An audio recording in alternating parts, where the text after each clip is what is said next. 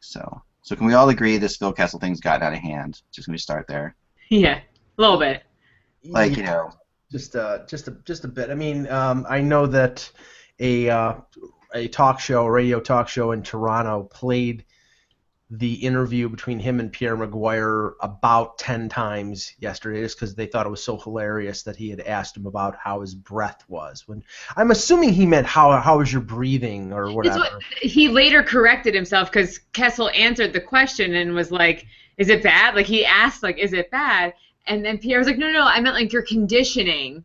And like as they were laughing, so Pierre did say what he actually wanted to say. It was awkwardly asked, but Kessel's response was funny, but 10 times is no longer funny. Can I just say, and you know, this is not a critique against Pierre per se, but a critique against this practice.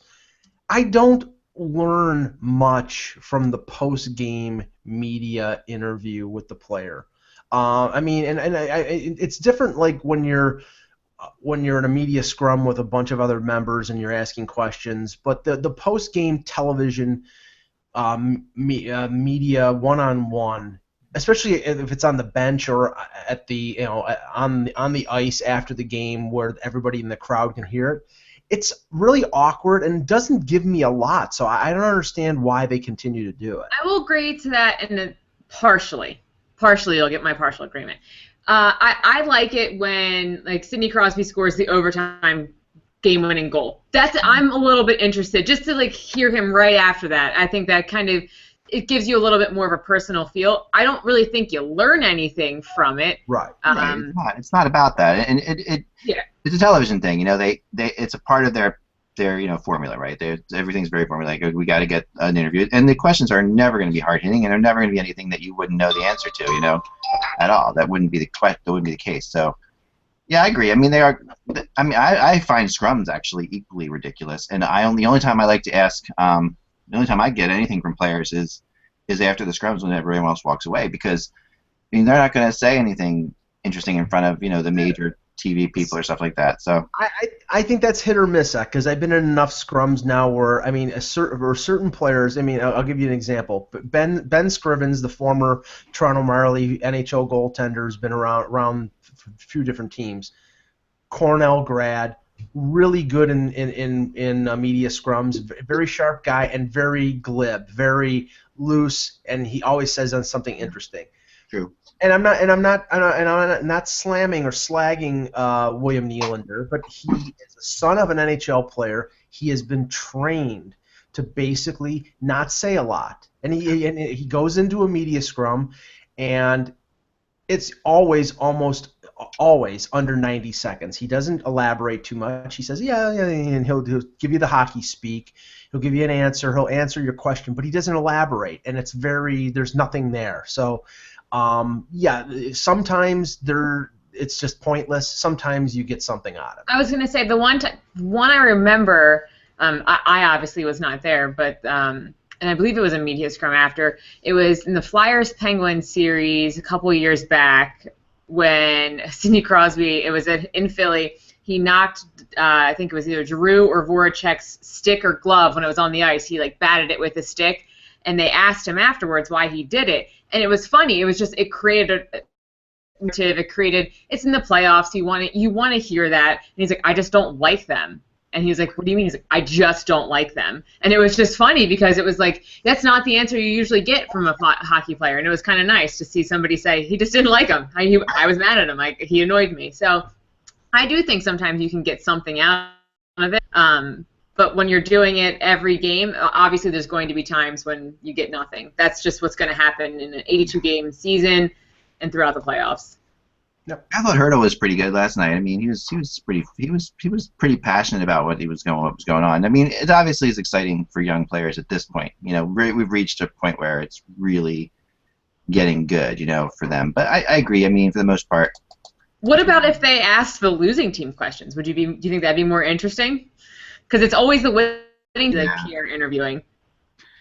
Yeah, I think that would be worse. I just do. I mean, going into a losing team's locker room in general is really just brutal. Putting them on TV in front of a national audience is is downright scary. I had a whole season of a losing locker room at home. It was pretty much the worst. Isn't it horrible, Ty? I mean, it's like there's nothing that can compare to like it's amazing how much the mood. I mean, we all know that this is a team and they're playing to win and they're playing to lose. And obviously, but it's amazing how drastic the difference is. Yeah, you go from getting like a good quote or a good story about a play or a sequence that happened to we need to be better. We're gonna come out next game and play better. You're like, these drones, please stop this. Yeah. Oh yeah. They don't want to see you. You don't want to be. Camera in front of them on a national audience. Maybe they'll start breaking. Isn't that? It's not good. I'm not saying they should do that. Yeah, I mean, no, it's like, I mean, the worst year I ever had to cover with the Flyers year that they ended up not getting Patrick Kane, but they had that terrible year where they were just horrible, and and Peter Forsberg was the captain of that team for most of the year. He got traded at the deadline to Nashville, and he was also hurt all the time, and his foot was hurt. He would come out afterwards and just after every game, he was brave enough because the captain usually is one of the first guys out to talk to you, and the captain's always especially when your team is losing, they will send the captain out. That's what they do. So it's like they don't, when the team wins, they send the guy who scored out or the goalie if he had a good game or whatever. But when the team's losing, it's the captain, right? He's got to come out and talk to you. And this is why I thought it was a bad idea for Giroux to be captain when they were still in the rebuilding mode, and this is why Forsberg was good at it, but it was also just so. I mean, I would stand there. You'd have to go there. You'd talk to him, and you'd stand there, and you would listen to him say, "How's your foot? My foot's okay. It's getting better. Might not be able to play next game. Okay, great. What do you think of this loss? Another tough loss. We played hard, did our best, and it's just like." And I would look at him because I know Peter pretty well, and I would look at him sort of as he was told me these things, and he would just look at me once in a while like what do I have to do to end this? It was really kind of like and it's just one of those things that just makes you insane. So yeah, it's tough. I mean, what do you think they should say though? I mean, they're not. I think that's honestly how they feel. Tough loss. I honestly personally just talk to the coaches when the games are lost. That's my opinion. I mean, I don't know. That might sound ridiculous, but I would be fine. I think most of the reporters will be fine with that. Ty, what are your thoughts? You think of that? Like, I mean, Ty's away for a second, but. Well, it's funny. Mean, I want the coaches when they lose because that's the guy who can really talk to you. But do we need the players when they lose? Sometimes, Ty, it's like, to me, it's like the coaches, right? Well, I think you still want to hear from certain guys. Yeah. Yeah, I mean, I guess you do. Some guys have mastered the art of saying nothing. So. Yeah, there are some guys that are really good, and there are go-to losing guys. I've noticed that with teams. Like there's a guy like Mike Knuble used to be that in Philly, where he was the guy you would go to when they lost because he would be always like he would pretty generally upbeat type guy. He's like, yeah, we did pretty. It was tough. We'll be back. It's all right. There's some guys who do that. I don't know. It's a tough call, but you have to do it. Obviously, you got to talk to them. Yeah, Chris Kelly was that guy in Boston. Was he? Yeah, and I mean, Torrey Krug is like that too. Bergeron speaks every game, obviously, but Bergeron's one of those guys that's really mastered the art of saying nothing while saying a lot. Yeah, right. So at least he's saying something, even though he's saying nothing. There are guys who say nothing and are saying nothing. What you're saying is that Bergeron is the next captain after Chara retires. Absolutely. They should be. No question about that. They put guys out there that they know they can trust to say, the right thing or avoid becoming a headline. Right. Which is what most teams do, to be honest. Like when the Rangers were in town, or when I go down to New York, Sean Avery was never available. It's like that's like what it was. Like they're never gonna let him talk because they know he can make headlines. Right. You always have those players that you realize in certain cities they're not going to be available because of what they can say. Yeah. Well, and before we get started, I mean, this started with the name of Kessel, and. Yeah, we came far from that one, didn't we? Yeah, and the thing is that I mean, the general feeling in Toronto is he's not disliked because he was always a good player there and he always performed and he always scored. The team it was the misjudgment of the team, the fact that they put him up on the pedestal and paid him $8 million when he wasn't, quote, a star player, a franchise cornerstone type player. But the reason that negative tendency toward Kessel was in Toronto was because of the way he was with the media. Some people say he's shy. To me, sometimes he was actually rude. I know that, like, in Buffalo last year, and this is widely known, he had a confrontation with another reporter. The reporter was outside. This is outside of the locker room, and he asked him if he could ask him a question, and Kessel blew him off. And it's not the fact that they had just lost in Buffalo, because they lose every time they come to Buffalo, so there's no difference here. It was just he didn't feel like answering a question, and he just said, no, I don't feel like talking about it. No, he dropped an expletive and said, no, I don't want to talk to you. And if you act professional, you're going to get treated professionally. It's hard because, like, I have only covered Phil Kessel as a member of the USA Olympic team. Really, so that's my experience with him is not in the NHL, but more in the international leagues. And as a member of the USA Olympic team, he's very approachable, and for whatever it's worth, I think he feels at home in that group. He's like, he's been around those guys for a long time. He knows the USA media is not. And also the fact that it was a real break for him from the Toronto media to do the USA thing. And he was always very. And I honestly feel like Phil Kessel you have to talk to him a certain way. And you can't just do your typical report. It's just like people. You meet certain people you can't talk to a certain way. There's a whole thing. It is partially the reporter's fault. If you're going after a person, like a certain kind of person, and you're going to approach them a certain way, even in life, that guy will think you're a jerk, or whatever. You have to. All your friends. You talk to your friends differently, even if you don't realize it subconsciously. There's like a whole thing that goes on. And you can't just. Some people who try to just throw the standard reporter thing at Phil Kessel, they're going to get screwed. They're going to get him pissed off. They're going to get him screwed. But if you approach him from another angle, he's actually pretty good. And so it's a tough. He was in Boston too. I know, Ty. So you dealt with him as well. Yeah, he is a reserve. He's a quiet guy. He's pretty reserved for the most part. I do think, and Mike, we've talked about this before. I do think that Toronto media sort of realized they could sort of bully this kid, and I think by the end of it, he was getting pissed off. Like he was sick of being the butt of their jokes. Yeah. I just think that's he doesn't like from my brief encounters with him, he's a really nice guy, but he is better when the media spotlight is not on him. Yeah. Right. Like he can be a superstar. That's not a debate. I just think that when he has 50 reporters in his face, he's kind of like he's uncomfortable. He's a very awkward kid. Yeah. He's always been that way too. Can you just start answering? I'm only here so I don't get fined. What would happen? Yeah, right. He should. But there's if you can because he's find the same kind of personality. I know that was his thing, is that he gets very, when there's 50 cameras in his face, he gets overwhelmed, and that's kind of why he didn't like answering questions. So it's partially a joke, but please find the video of Phil Kessel on draft night when he gets drafted. Oh God. I think it's James Duthie says something funny to him, and he goes, and then you see him look at the camera and go, like he's actually shocked there's a camera 5 feet in front of him. Like, you need to find this video. It is amazing. It's so hard to find, but I promise it's worth it. I will look for it. I'm gonna put my headphones on and we'll. Okay, we lost X sound there.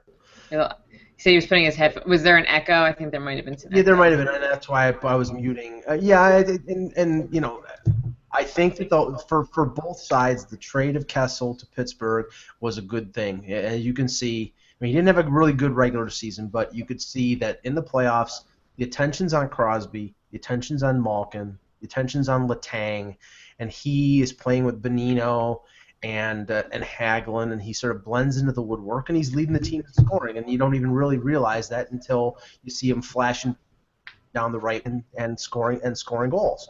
So that's good. And Toronto, Kasperi Kapanen, they got in that deal, is a talented young kid. He was probably the main reason that the Marlies won Game 7 of the second round of the AHL playoffs, because he had a great third period and led them to the victory. They're getting a first-round pick, and they got a defenseman in Scott Harrington who probably makes the Leafs next year. So I think it benefits both, but I think that the Toronto fan base, and Phil Kessel will always be the butt of jokes in Toronto, because I think the organization put him in the wrong position.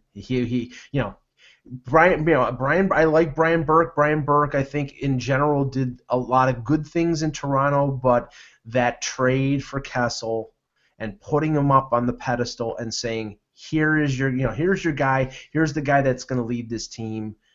That was the biggest mistake that he made, and Brian Burke could have been looked upon as Brendan Shanahan is being looked upon right now as the savior of the Maple Leafs because he had everything going for him that they could go and tank, for lack of a better term, in 2008 and 2009 when Stamkos and Tavares were the top 2 picks, and the Leafs could be where the Islanders or where Tampa Bay is right now. But he decided to do that quick fix and go and try to rebuild on the fly or retool on the fly.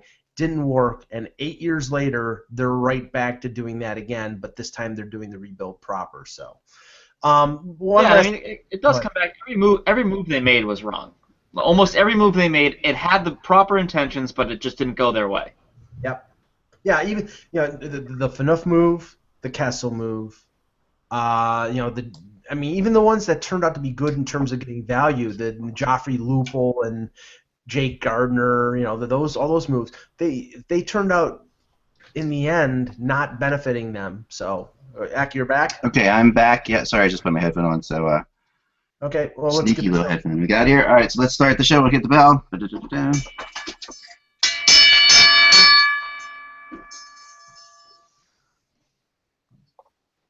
Hello, Hockey World. It's Friday, May 20th, 2016. I'm Michael Agello. I'm Jillian Fisher.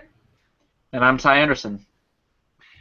And I'm Eklund, and you're watching HockeyBuzzCast on HockeyBuzz.com. This is the podcast that comes to you Monday through Friday. We got such a good crew on today. They managed to get their beginnings without even being told what to do. We're like Pavlov's dogs. We have Ty in Boston. We have Jillian in Tampa. Yay!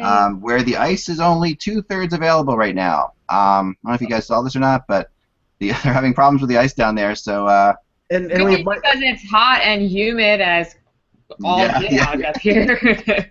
As could be possible. Yeah, no, I agree. Yeah. No, I know. But this reminds me, I have, being an owner of my own rink, know what it's like when 2/3 of your ice is available to be used. I wonder if they're doing what I'm doing, which is put folding chairs across so you can't skate on the other part of it, that kind of thing. So that's probably what they're doing at the rink. So tonight, I wonder what we're gonna have. They still got some time with the games at 8, so. You do. Is there such thing as half-court hockey? I can see it from the balcony. I can see it right there. The Emily Arena. Yes. It's nice down here. I didn't know it was this nice. The bay is right there. It's beautiful, isn't it? It's a beautifully big, giant arena too. And it's a very hip place. The area.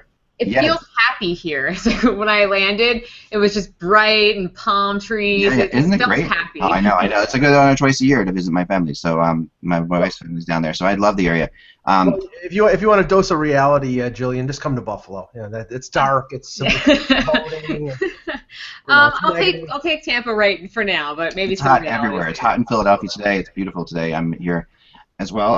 That area right around there is there's a lot of hipsters. It starts with it's like Yerba Buena. I forget what it's called, but Herbu. It's got this weird. It starts with a Y. The area. I can't think of it. I'll think of it as we go. But anyway, it's right there. It's a lot of cool bars and stuff like that. You'll have fun. You're gonna have fun. Doing your anthropological hockey stuff. If you see Jillian at the game tonight, you have to come up to her. Yes. And say hi. I will be in 307 with the supporters. I will be sitting with them. So. Nice. So if you watch the show, if you're wearing a horse head or a shark's head. Oh yeah, you got to see Jillian's I should get one of those lightning bolt things that light up, and then that will be my cool thing. But I'm hoping they give out the cool they had the thunder sticks that light up. I always think those it looks so cool in the pregame hype videos that they do. I always in Dallas they had the light up wrist bracelets, and it's a really fun way to start the game off. It sounds so silly, but it really just makes that energy, gets the energy, pumps energy into the arena. Well, this is the home of the Thunder Sticks. This is the first place I ever saw the Thunder Sticks. Was in Tampa, I believe. And honestly, I was in a Tampa game. I went to a Tampa game before I started covering this. Before the lockout, the Flyers went to the Stanley Cup semifinals against the Lightning that year.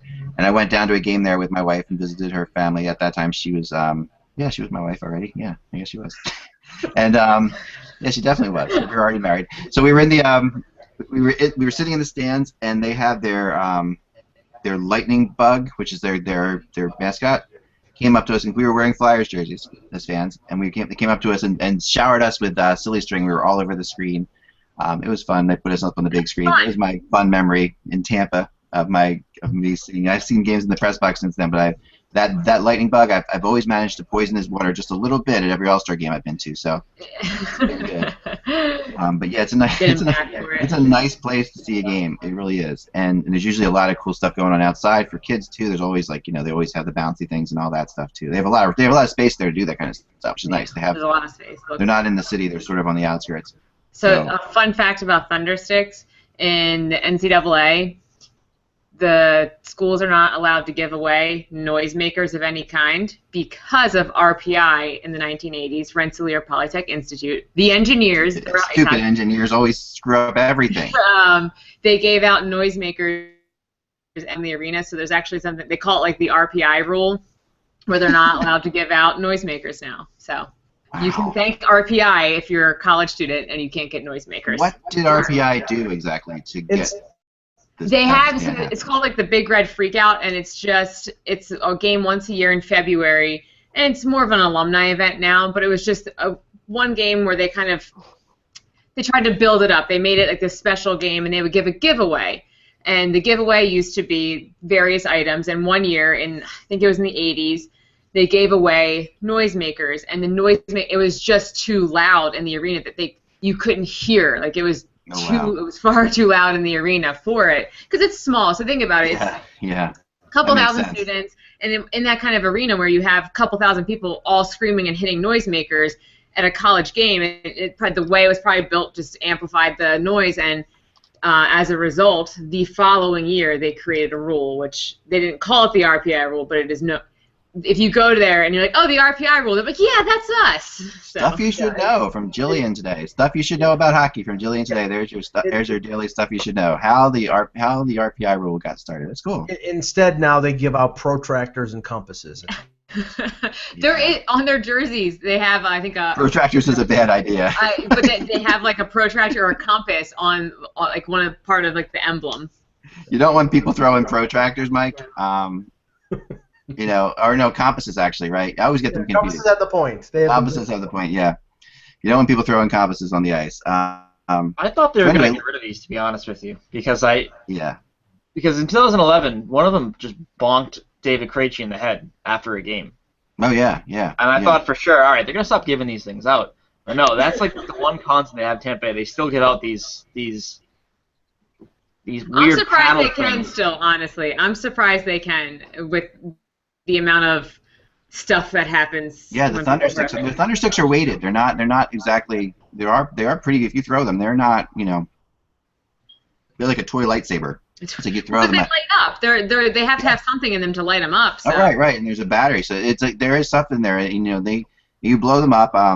I have a lot of them from the Olympics. I stole a box from Vancouver, but I have a whole bunch of them. The battery makes sense for people in Philadelphia because they. I was just gonna say it's like Philadelphia snowballs. Yeah. Perfect. All right, we're moving on to other loud arenas. Let's talk about San Jose. San Jose is really. I mean, that arena. I would give it up for all the fans in the conference finals of being incredibly loud. Like either they're pumping up the volume, it's hard to tell when you're not there, but either they're pumping up the volume on these television broadcasts or these arenas are just really loud because San Jose, especially this Western Conference. They may not be dulling it because they have the power to dull the noise, and so I know like for the NFL games they'll dull the noise, so maybe they're not dulling it as much.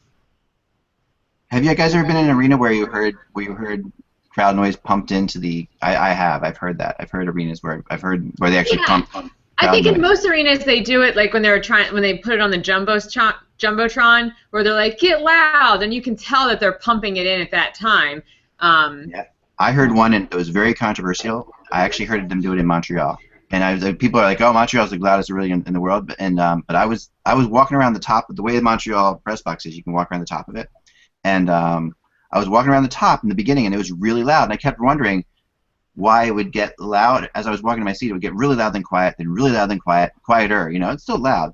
And then I realized that, when I looked up, these speakers that were facing around the top of the scoreboard were projecting out, and either they were just picking up the microphones on the ice and projecting it louder, but something was being mic'd because I was getting a lot more sound. Well, some people in Toronto think they pump in the side. The sides. Yes, They just pump it in. Let's talk about this game, though, last night. San Jose, St. Louis. Yeah. Go ahead, Mike. Have fun with it. Well, okay, first of all, San Jose has completely dominated the series, and the domination is getting more and more as it's getting deeper and deeper into the series. I mean, obviously St. Louis won Game 1, but the second half of that game, as I said before, I thought San Jose was the much better team, and probably they should have tied up the game. And if based on how they were playing, they could have very easily won that game, but they didn't. Game 2 was a domination game. Last night, I mean, they were clearly the best team on the ice, and I am not just singling out Brian Elliott, but I think it was 4 goals on 13 shots. Yeah, no, this is the type of thing that we talked about before. Goalies who don't do well in situations where they're not getting a lot of shots on them. Elliott's one of those goalies who's better with a lot of shots, and he is in that spot there. No, I don't think they're going to put in Jake Allen for Game 4. They're probably going to go back to Elliott. I wouldn't be shocked on this one. This one, I think that Hitch should just put Jake Allen in, and I've been all on the Brian Elliott thing all along. But to me, if nothing else, then to just give your team something different. Like, you haven't scored in 2 straight games. You just need to give your team another feel. If they don't do this, I mean, what are your thoughts, Ty? Well, if you're having trouble scoring goals, I don't know if the new goalie is going to help score the goals. I mean, that's just how I look at it, I guess. No, he's not, but there's a mental thing, isn't there? I mean, I think there is. Yeah, I mean, there might be for some guys, but I just think that San Jose there's too many weapons. It's how I feel about Pittsburgh in the East. There's just too many weapons on this team, especially on that top 6. I mean, guys that you don't think you have to necessarily worry about are even scoring. So, I mean, I just think that this has been like a no-show for St. Louis. Yeah. I think they've had their moments where they've really broken the game open and they've looked like they can score, but it's sort of the same problems they've had these past few years, which we thought kind of over, where they struggled to score, and it's creeping up again at the worst possible time, and I wonder if St. Louis is just gassed, because and this is where we come back to the first round and the second round, when they have series leads, they blow them, and they have to win games in Game 7s. I mean, this is where it comes back to haunt you when you're in the third round and you're going against a team like San Jose who can beat you with physicality and with speed, and you're on empty at this point. I think that's a real thing that's happening to the Blues right now, and a goaltender may shake that up, but hey, if the forwards and the defense in front of you are still tired, you're still going to be tired and losing games.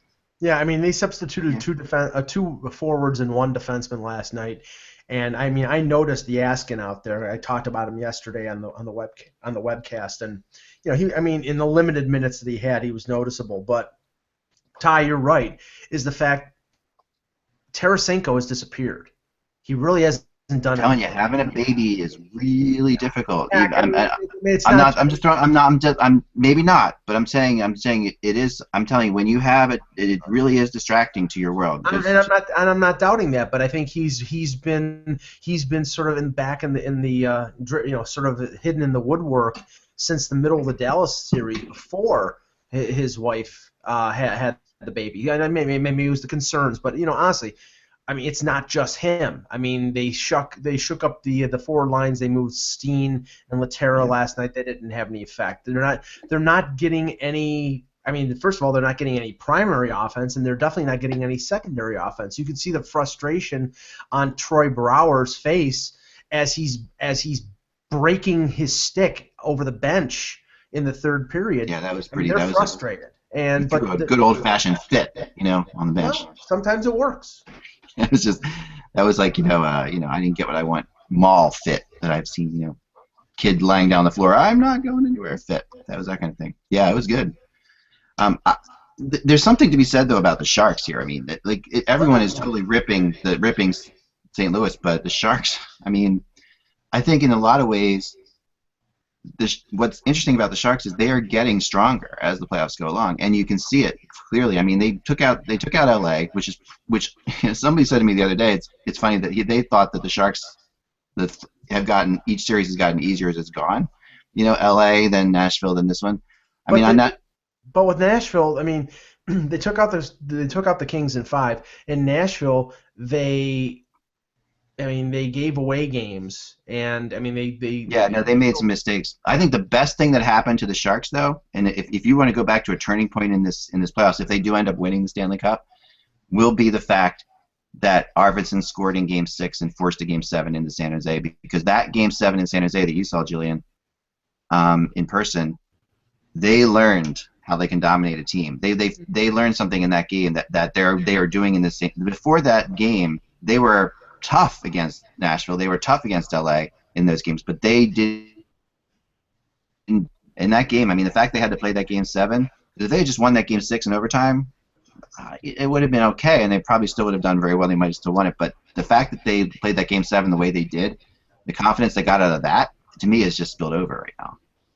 And one thing with the Sharks that I'm not seeing in any other team yet, maybe with the Penguins a little bit late in the game, in Game 3, is that the Sharks, they come out and once they start dominating, it's almost like they step on their throats, like they cut them off, and they don't look back. And I say that in like a very vulgar way, but that's kind of what you get this feeling from them, is that once they get going, they're not looking back, you're done, is almost the feeling you get with them. And that's scary for the Blues. I am concerned for them for the rest of the series. I want to see a competitive series, but it's a bit unnerving seeing how the Sharks are playing. And I agree to an extent of putting Allen in. I think, yes, it's not going to make them score, even if Elliott had a perfect game, you still have a 0-0 game then. They're not scoring. But I do think it helps put a little shock, like a little bit of shock into the team. Yeah, it does. You're right, Jill, because they really like Elliott too. Remember that. This is a team that Elliott's the goalie that team wants in there. And nothing against Jake Allen, but they really Elliott's he's been there a long time. They really feel for him. And no, he hasn't been perfect, but he also, if it wasn't for Elliott, the series would be 3-0. So that's another point to make about Elliott. And they've been letting Elliott down. Elliott's not been perfect. He hasn't made some of the big saves that he has made in some of the other games, but they're also letting him down, playing poor defense in front of him. And on top of that, they're not getting any real scoring chances. Your wides are okay. It's Martin Jones, I feel like, isn't really getting tested. I mean, he's had 2 shutouts, and he's not even the main story. Imagine that. Who would think that? No, he isn't. He's good. They're playing such a solid man-to-man defense. The Sharks are totally. You never see man-to-man defense played in the NHL. They are actually playing. If you watch them, they're playing man-to-man. They are right. There are no players open, and the only way the Blues can beat this is by moving much faster. They need to pass the puck much quicker. They need to skate much faster, and they need to create chances. And they need to take advantage of the point. They have to get the puck back to the point and take shots. They have to hope for deflections. They have to hope for screens, weird bounces. That's how they're going to score. They're not going to score by finessing them. Tarasenko's not going to do his Tarasenko thing through the Sharks defense right now. It's just not going to happen, Well, right now San Jose's a supremely confident team. I mean, you could tell that by Joe Thornton's comments. I think it was this morning when he was asked, if he's surprised that he's playing this well late in his career, and he says, "No, I know I'm a great player." And it's wow. But also that Jumbo Joe there is a joker. That is totally tongue in cheek. I know, some people are ripping him on Twitter. Oh, he's such a cock. There's nothing cocky about Joe Thornton. But even if you're joking about it, you have to be confident to say. Oh yeah, no, you have to be in a good mood. You have to be stress free. That's the biggest thing for Joe Thornton right now is when was the last time he was in the playoffs and not under incredible amounts of stress. I mean, Joe Thornton's always been pounded in the playoffs, but there is no one more humble and mellow than Joe Thornton. So he's completely, Ty? You know what's great about Joe Thornton, too, is the fact that this redemption tour, if you will. I mean, we're 2 years removed from him being stripped of the captaincy. Yep. And practicing on the 5th line in training camp. They don't have 5th lines. They tried to do everything they could to make him uncomfortable, and he's still there, and he's still an elite performer, and that's amazing to see. And I think that's why he has so much confidence, because this guy has been battle tested in Boston, which with the height of the nightmare that was the 21st century Boston Bruins, and now he survived the nightmare in San Jose, where he was the problem child. He was the bad captain. He was the choke artist. They wanted to get rid of him the worst way, and he's still there. Yeah. And I just think that once you live through that, in San Jose, one of the most relaxing places in the world, you can do it anywhere. Yeah, I mean, let's remember, during the offseason or at the beginning of the season, he essentially told his own general manager to go screw himself. And he's got a no trade. He's got a no trade, no move. He's not going anywhere. He's got all the control. So I would love to look back on some of the podcasts we did this past summer when we talked about that, because remember there were some really interesting discussions where we were like, how Thornton and Marla, it's time for them to go, and how they got to waive their no trade clauses and they're not going to waive the no trade clauses. It's just fascinating how this whole thing has turned. I don't think anyone, except for maybe me, who predicted them to be a Stanley Cup champion at the beginning of the year, would have thought this would be possible. So I just want to add one thing, since I was in San Jose, and I think Russ had said it, talking about DeBoer's system, and he said it looks like the players are really buying into his system. And when I was in San Jose, it seems like this has been a team that has been known to break that city's heart for more or less. I mean, they have a lot of other good teams around them. I mean, that's one thing, but it seems like now the fans are really buying into this team. The fans I talked to, and it was a lot of them because they're all in good spirits when you're there and they're winning 5-0, so everyone's happy to talk to you then.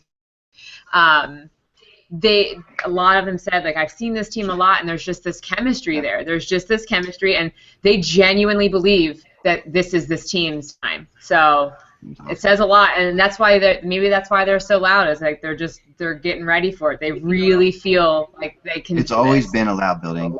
It always has been. I mean, going back to when it was the HP Pavilion. When it was, I was there for an incredibly loud game. I was also there for the typical Sharks playoff series, where I was there for Detroit, San Jose, for 2 games. It was games 3 and 4. The Red Wings they'd split in Detroit. San Jose had won game 2, and then they were winning game, and they won game 3, and they were winning game 4, about to go up 3-1 on Detroit. Everything was great, and the bottom fell out. They ended up losing game 4 and losing the series in 6. And it was one of those typical things where and this was a really good Red Wings team. This was like a Red Wings team that went on to great things, if not the finals. I think that might have been the Cup winning team. They were really a strong team, and that's what they're used to, And when I was there, it was fascinating to watch them. It was fascinating to watch Joe Thornton show up at the arena with just flip flops on and shorts. That's what he comes to the arenas in, and he's just completely, that was pre-beard, of course, but just completely mellow and just the nicest guy. The way he was acting like there was nothing going on. He was acting like he was about to play a preseason game, and yet we all know all the pressure that he was under. So that was just his thing. I'm gonna have to condition my eyes to avert when I see Brent Burns' wardrobe for the Stanley Cup Final if they make it, because he's come up with some absolutely hideous suits, and it's just. The league needs personalities like him, though. I would go blind if I see some of those things. My God, they're hideous. But anyway. Do you remember what he was like when he was a forward for the Minnesota Wild? I mean, it's just like, but we all know him now. Like you. I remember he had less hair. A lot. and was like just like another, it could have been like a Pominville or whatever. He was a player that was out there. He had less hair, less tattoos, and less snakes. Right. Oh yeah, no. So let's talk about tonight's game. Teeth too. Yeah. Stamkos and Bishop are not playing tonight. That's for sure. We know that they're not in. Which really lends a lot of belief to the fact that Stamkos might not be back at all, because this I tell you right now, all this is John Cooper pushing press buttons, pushing a little disinformation tour, because if you looked at Ben Bishop and the video that they showed of him before Game 3. He could barely move on the ice. I think he was, the trainer or somebody was taking shots at him, and he wasn't like going down in the butterfly. He was like shifting around, stepping around the ice, catching with his glove. Wasn't going down on his knees at all. I don't think we're going to see him at all in the series. I think this is just essentially, to put it in the minds of the Penguins. And Stamkos, we remember that the discussion was that, and I think Russ is right. If it's a elimination scenario, maybe they put him in, but maybe he doesn't play until the final, and maybe it's just that whole tactical thing of we may have to worry about Stamkos coming back and just keeping that in Mike Sullivan's head. I don't think we're going to see either one of them. I don't think they need to worry. I don't think Stamkos coming back would make the difference, though, for this. Because if he comes back, there's no way he's 100%. Right. And I just don't think that he's going to be the difference in if they lose this series. And the same thing with Bishop. I mean, their backup goalie, so many teams would take him as their starting goalie. So I think that other things need to happen for this Lightning team to win the series. Ty? I think they're done. I just think that if you were going to eliminate the Pittsburgh Penguins, you need Stamkos and Bishop. You have neither, you're not going to win. Vasilevsky's played great. It's nothing against him. I think he's played great, but they are not matching what the Penguins are doing offensively, and that is the biggest problem for them right now. And I just don't know if they have the weapons, because if you bring Stamkos in, even if you're using him as a third or fourth line player, he gives you that extra balance that you need to help combat the Hagelin line, the Hagelin, Bonino, Kessel line, Crosby, and Malkin. I just think there's too much going on for Pittsburgh. They got that four-line attack going. You can't stop it. I just think they're toast. And Strowman is clearly not 100%. If he was 100%, they would not be playing Schuster with Hedman every other shift. They would be playing. They'd be playing Strowman with Hedman all the time. They'd be playing 27, 28 minutes a night, and they'd be shutting down at least one of those guys, either Crosby or Malkin. They're not doing that. They're playing 7 defensemen. The pairs are mixed up, and I think it's having a detrimental effect on the Lightning. So, I mean, I'm not saying that there's no chance that they can win the series, because I think Vasilevsky is a good goaltender, and they have been able to find lightning in the bottle to make a bad point. You didn't even mean to do that. Yeah, lightning in a bottle. But Pittsburgh clearly has had the advantage in the series so far. Murray has been playing great, and they can't stop Kessel. They have to find some other way to match up with that Bonino, Kessel, Hagelin line and shut them down. Otherwise, they're going to get killed by them. Who do you guys think has a better chance, the Blues or the Bolts? That's a good one. It's tough. I think the Blues have a better chance. I say the Blues because the team has played poorly in front of Vasilevsky all year long. For whatever reason, they don't score for Vasilevsky. They don't play strong defense, and I do think there's a mental aspect of that where they know that if they have a breakdown, Ben Bishop's going to bail them out most of the time. But I'd say they have that with Vasilevsky. I'm with you. I think their team's more mature. Go ahead, Ryan. I'd say the Blues, but I mean, I don't think the Blues are coming back against the Sharks, whereas I do think there's a chance the Lightning are coming back against the Penguins. I think the West is stronger than the East. I think San Jose, if they win over St. Louis, and Pittsburgh, if they win over Tampa, San Jose will be the favored team, at least for me. I think most people will think it'll be Pittsburgh. I agree with you, Mike. I actually do agree with you on that one. Yeah. I think San Jose, and it's not that Pittsburgh doesn't look great. They do, and Pittsburgh is deep. But Eck had said it a couple of weeks ago too. Like he calls San Jose a team of destiny, and like that's one way to look at it. Yes, but also they're just this team that has something about them where they are good. They dominate. They just when they start to, like you said, Eck, in that Game 7, they it's like their confidence came, and I'm just not seeing the Pens dominate the same way that the Sharks are dominating. They learned something. They learned something in that game that's going to make them tougher, not just this year, but next year too. They learned something in that game. There's no question about it in my mind. Although I will say this: both the Lightning and both the Penguins and the Sharks are not beyond collapse in some way, shape. There's sometimes I'm saying both times the Sharks. Even though the Sharks Penguins look like they're totally on top of this thing, both of those teams are riding a wave right now of sorts, and neither of those teams is absolutely done. This isn't like, to me, like the Blackhawks or the Kings when they were there. You know, both these teams are right now, they're riding momentum waves that seem impossible to stop, but I don't know that they are impossible to stop. I think that the question is whether or not I think if Pittsburgh wins tonight and San Jose wins the next game, I think that both these series will end in 5. I will say that. But if they don't win tonight, if Tampa can pull this one out tonight, God, things could change, you know. And same with St. Louis. If St. Louis wins the next game, then they could have played horrible for 4 games and be tied in the series 2-2. It's possible that St. Louis could turn around and say, well, you know what, we've got a best of 3 with home ice advantage now. That's what it comes down to. So as much as you want to sit back and say, yeah, we should go to change the goalies now, and I think you should, just because of the fact it does change the vibe of the team, and I've seen it enough that it makes things different. But you still have another game to make that move. You still could lose another game before you make the goalie move. And they might wait on that. So that's I mean, Ty. This isn't Pittsburgh like 2011 Pittsburgh. They're healthy.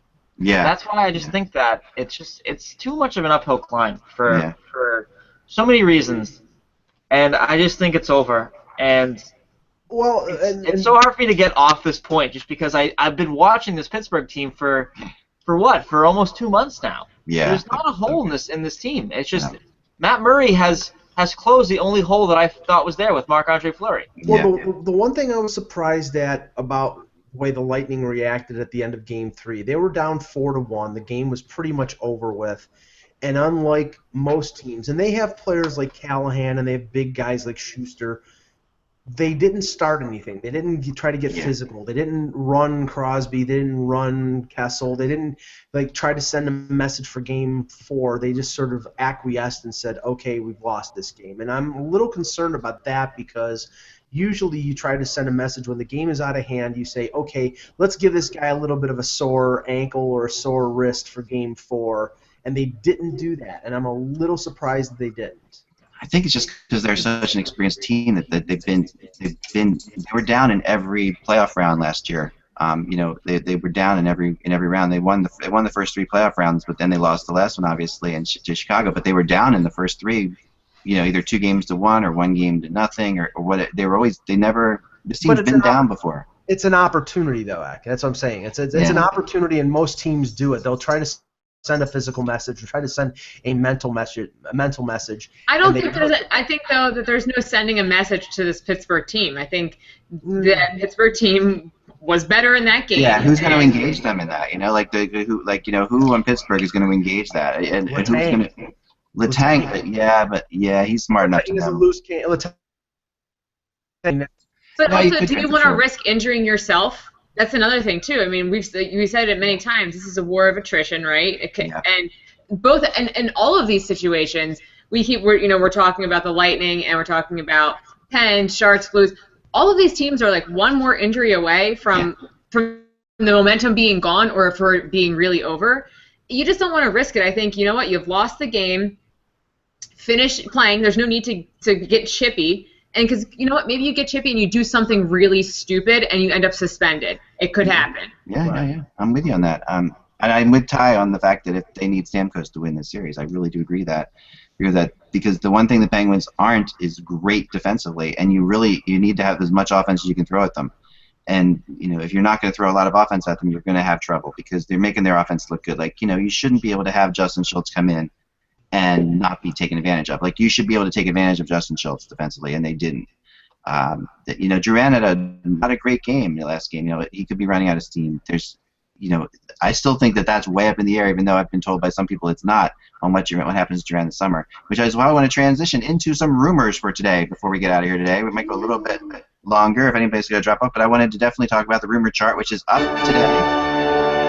One of my favorite days of the year and one of my family's favorites of the year because I can no longer say I cannot hang out with anyone because I am working on the rumor chart, which is a typical phrase. When I'm finished the rumor chart, everybody's I put a big message on our refrigerator and everyone jumps up for joy. It's fun because we actually get done this. I spent a lot of time on this, and to explain what the rumor chart is to people who don't really know, and to those who accuse me of charging for rumors, quote unquote, I'm not charging for rumors.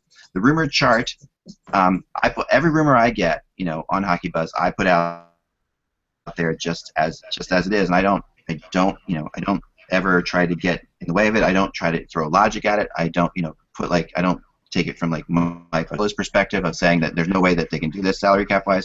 I won't listen to that. I kind of keep it. I just do what I'm told as far as these are the rumors, and as long as it's from an actual source that I trust, I'm going with it. And often I'm like, I don't know how they could possibly make that work in salary cap, or I don't know why they would make that move. But I learned long ago. Now, my favorite story to tell is when I got a phone call from a guy one time. I'm stuck in traffic, but I can tell you this: Gar Snow is going to be the next general manager of the New York Islanders. And I sat there with the phone an hour before Gar Snow was announced as general manager of the Islanders, and I said, there is no way I can write Gar Snow is going to be the next general manager of the New York Islanders. There's no way they could possibly take in their backup goalie. I learned long ago not to get in the way of rumors. Okay, just I put them out there as they're told to me. The rumor chart is different. The rumor chart concept is, after talking to all these people, this is my speculation as to where I think they could end up. And it's really more, it should probably be called Eklund's Educated Guesses, because that's basically what it is. And sometimes I can put stuff in here. The one cool thing about it, I think, is that I get a lot of off-the-record stuff, and I can't write about it.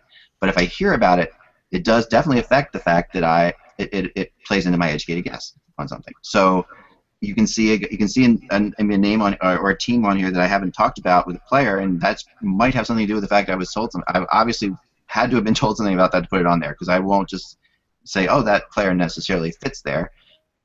This is all based on stuff I've heard. So that being said, that's why we charge for the Eklund speculation chart, and that's why we like, you know, and then it also helps pay our writers and keeps our lights on and all that stuff. So we appreciate it. Those of you who do subscribe to it, it's only $20 a year. Just think of it like you're doing, you know, if you spend enough time on Hockey Buzz, it's like a penny a day or whatever. Not that much money, but nah, it's maybe worth like one of those. Anyway, to us. But I wanted to start with it because I wanted to talk about it. I'm on there right now. I have 48 players. I've only added 22 so far to the rumor chart. I've got more to go. The others I don't quite yet have enough opinion on.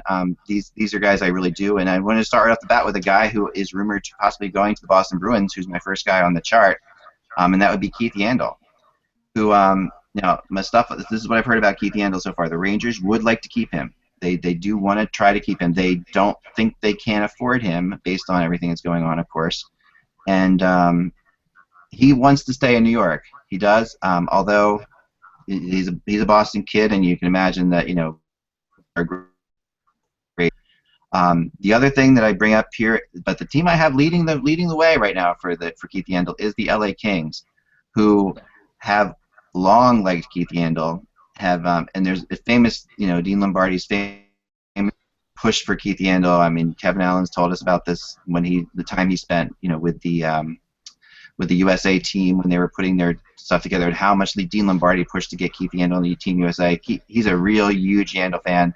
Right. The Kings need this kind of a player, but it's only like a 40 to 35% over at Boston at 35%. Ty, what have you heard about Yandle in Boston? Anything?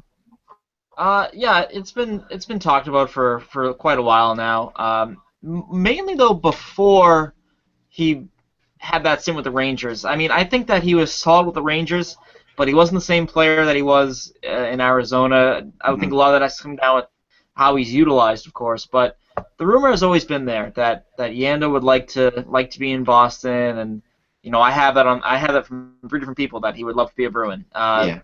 Obviously, finding the middle ground on the price is the big thing. And the question is, can Keith Yandle be that number 2 defenseman next to Zdeno Chara? That I'm not sure of, to be honest with you. I do like what he does, but that stint in New York did raise some eyebrows, I think, for a lot of people, really questioning whether or not this guy is a top pairing defenseman still, or still could be. So. Yeah. I know I'm with you though. I've heard a lot of the Kings rumors for almost as long as you've heard the Bruins rumors. It seems. Yeah. That's always been a player they've coveted, especially once Voynov was out of their picture. I mean that made all the more sense in the world.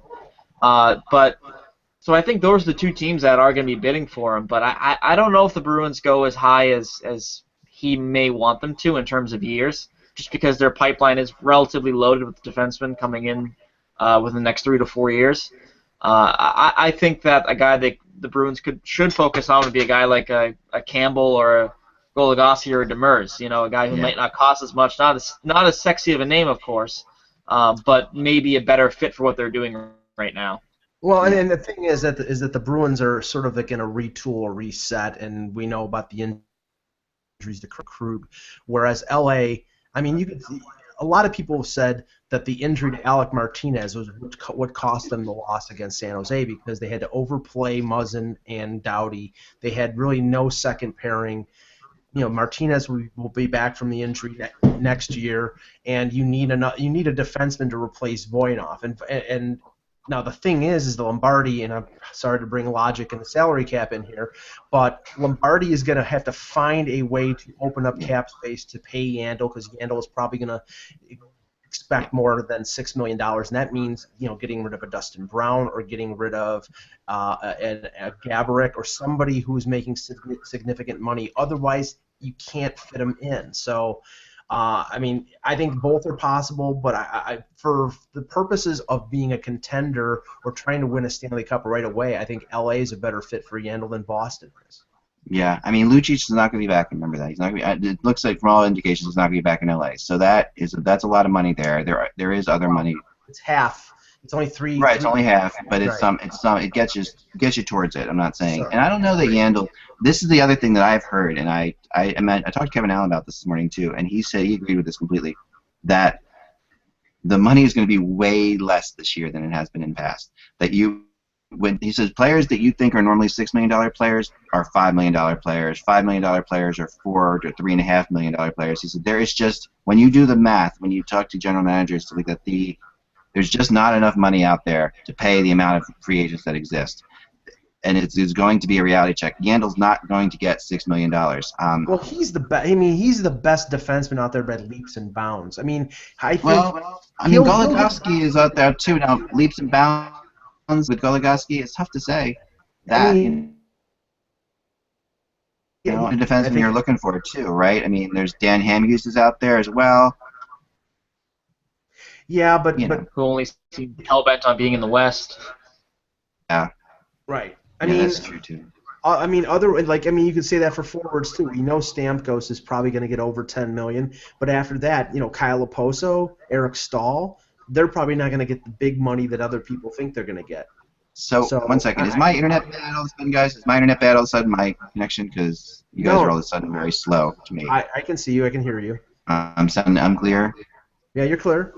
You guys are fine. It just felt like there was like a delay. Maybe just you were just taking time.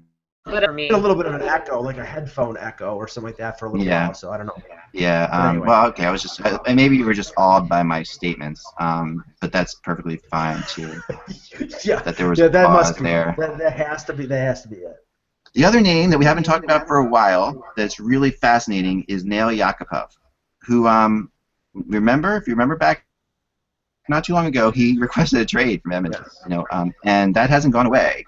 He hasn't retracted that trade request. And from all indications, he is going to be traded. And this I'm told is a very likely draft day trade that Edmonton makes, probably for a defenseman. But if not for a defenseman, then a really good draft pick get out of this. And the team that really is forefront for Yakupov and has been the whole time is Montreal. Yep. And Montreal they're absolutely 100% in on this. The other team that I would say that I would add to this fray, which I just heard about this morning when I talked to somebody, was Carolina as being high on Yakupov as well. He would fit there, I think. I think that is a good fit for him. Obviously, Carolina needs scoring in it badly. I mean, remember, Eric Stahl is gone for them and won't be back. And I talked to somebody about that too. Like, if I'm Eric Stahl, I've made all this money, my family loves it there. I said, tell me he's not going to, what if he just goes and says, pay me a little bit of money or whatever, and I'll come back. And I was just told that Carolina just wants to start new. They just want to have a new vibe. So he's not going to be back there, Eric Stahl didn't help himself very much, obviously, with what he did in New York either. So he played there? What was that? He played there in New York? Yeah, or someone wore his jersey at least. Well, which you know what, that may lead to the opinion that Russ had, was that Stahl might end up back in New York for like a 1 or 2 year deal at lesser money because he can play with his brother, and they gave up significant assets to get him. So normally when they do that, they try to keep the guy at least a little longer term to make the investment worthwhile. So you can see. I mean, I think a guy like Rick Nash gets traded from the Rangers, and that's more likely than Eric Stahl moving someplace else. I think Stahl could stay with New York, and Nash could be moving. Yeah, that's highly possible. But Eric Stahl, what I've heard with Eric Stahl is Ottawa, and I talk to people about this a lot, and that Ottawa has very strong interest in Eric Stahl, which is a little bit surprising. But at the same time, you look what Ottawa's trying to do. They don't have much offense at all. They could give him he could almost become the top line center for them. If he steps into there, Ottawa's and I've heard New Jersey as well mentioned, but mainly Ottawa right now. Yeah, that's a weird fit because they don't like spending money. And I know. I think it's going to take money to get Eric Staal. New Jersey makes a lot of sense because, you know, they have lots of cap space. They have lots of room. They have a player like Bobby Holik who's going to retire. At least that's the indication. They have room for sort of a new leadership group, and Staal could be the centerpiece of that. That makes sense, but I don't know about Ottawa. But the going back to the Yakupov thing, the Montreal thing just makes so much sense in the sense that Galchenyuk and Yakupov together. Yep. The only thing I worry about there, Ak, is your good buddy Michel Therrien and how he reacts to players who are one-dimensional. I mean, look how the Alex Semin thing. Oh, I know. But Yakupov actually is a little bit better defensively than people give him credit for, and because of the role he's had to play at Edmonton, he's really improved his defense a lot. I think he's such a good character guy too that I think he would be a great fit. I think Therrien would Therrien, if Therrien likes you, you're in like Flynn, but it doesn't like many people. So the idea is whether or not he likes you or not. So it's a real roll of dice then, is what we're saying. It is. But I think that Yakupov is more likely to last longer in Montreal than Therrien is anyway. So I think that if they do move for Yakupov, you're going to see Yakupov there. The last player I wanted to touch on before we get out of here, and we'll do a lot more of this in the coming weeks. We'll definitely have a segment every day where we talk about rumors because that is that is what we do around here, and it's a lot of fun. And we also will probably launch the Hockey Buzz Rumorcast as a different podcast at some point too, which we've done in the past too, or we just do a Hockey Buzz Rumorcast. It's just rumors, where it'll be like Mike and I, and I'll just be going through this kind of stuff, or whoever we can get on. But is Louis Eriksson? Okay, so Louis Eriksson is a key, was a key player for the Bruins. We all remember what happened. They didn't trade him. They tried to make the playoffs, and they're going to lose him now for potentially nothing, which I don't ever really buy into that concept that you lose him for nothing because you get his cap space, so that's something there. But Ty, I wanted to ask you first the thoughts on Louis Eriksson return to Boston potentially. Yeah, I mean, it should happen. If you want my honest opinion on it, I mean, they don't have a player who can step up and replace everything he does. He scored 30 goals this year, not a fluke. He was finally in a first-line, second-line role for them. This is a player that you should keep. The problem has been term and money, of course. The Bruins have come in with 4-year offers worth a little north of $20 million in total. Eriksson's camp would like a 5 to 6 year deal with anywhere from $5.5 to $6 million from the people I've talked to, which if you look at the market, that he may get that for a team that misses on Okposo, and this isn't a player whose style will deteriorate over time. He's not a physical player, but he's not brittle either. He plays a pretty strong game that I think can translate well into the mid-30s. He goes to the net. So, I mean, it's really about the term and the dollars for the Bruins and Eriksson, and I don't know if they can. It just seems like the gap is so sizable that I don't know if it's met before July 1st, and that would be a shame for the Bruins because then the Tyler Seguin trade becomes Joe Morrow and Jimmy Hayes, which is not a good look at all. Well, that seems to be the argument for a lot of potential free agents or signings this year is the term. More term for a little less dollars. It's like the David Backes thing in St. Louis right now. They're offering supposedly a 3-year deal. Backes is looking for at least a 5-year deal. Maybe they meet in the middle and get 4, but then it's how much money do you get on the 4-year deal? I mean, there's a chance that a guy like Eriksson, if they sort of meet in the middle and maybe he takes less money for the longer years, but he is 31 years old or 32. 31. So, 31. So you're talking, on a 5-year deal, you're talking to 36 years old, and in this league now, 36 is Methuselah. It's ancient. So that's the thing, and teams are not going to want to lock themselves on up on a 31 or 32-year-old guy. I mean, hell, some teams are scared about locking up a 26-year-old guy in Steven Stamkos. What the hell are they going to do when it's a 31-year-old guy?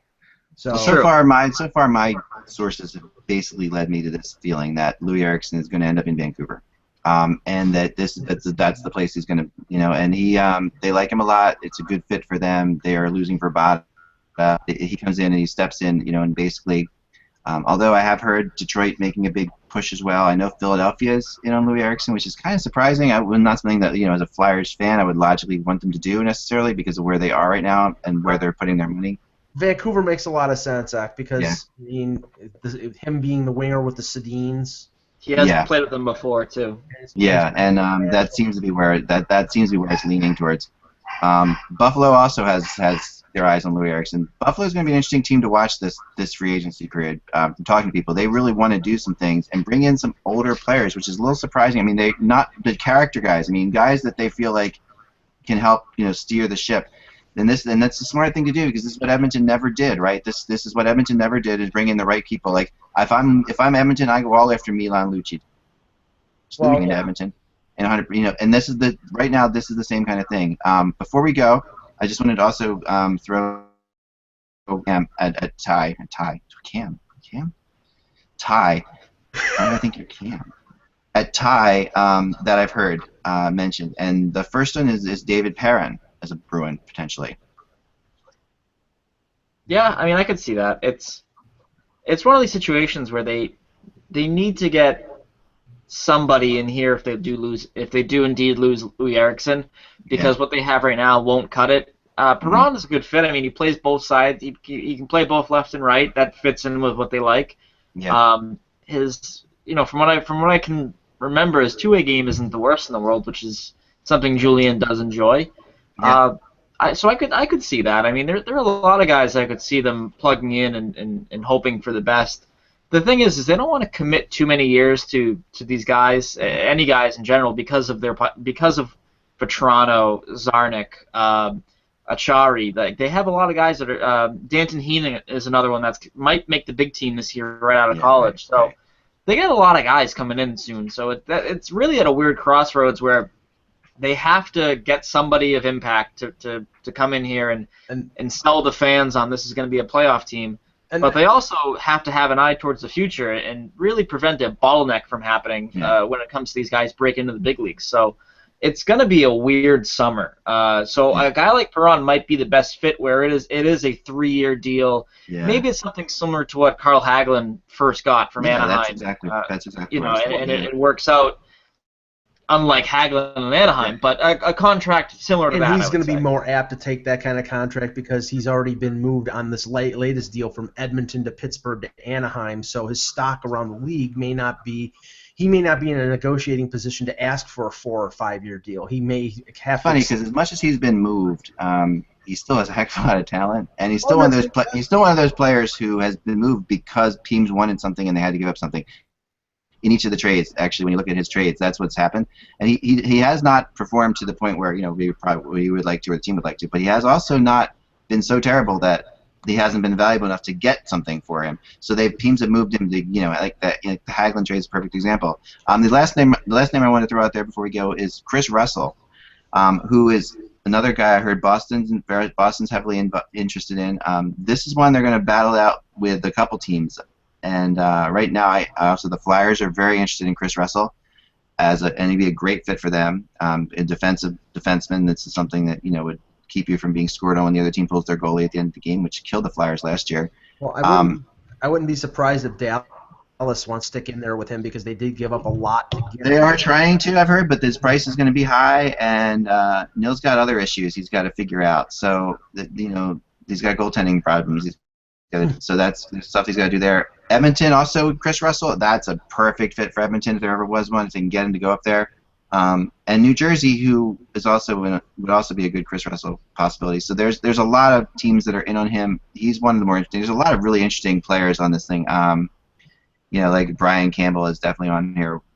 How I work with this thing is I obviously also have guys like Stamkos on here, but I don't get into them until they're done playing. I don't get into rumors with them until they're done. So it's right. Which also is like Marc-Andre Fleury's on this list, Shattenkirk, Backus. There's some players that are on this list that I've heard things about, but I can't really get into yet because I don't want to. While they're playing, they should still be able to play. I don't think it's right to put out rumors of guys when they're still playing right now, this time of year at least. So that's sort of where it is right now. We're going to do more of this for sure. We'll have some rumor casts. If you have any questions, if you want to join HockeyBuzz.com and get the rumor chart, we really appreciate it. We'll definitely talk about it a lot on the podcast. So if you're not a member, you can't afford it, that's cool. We'll talk about it on the podcast a lot. If you have a question, feel free to send a question.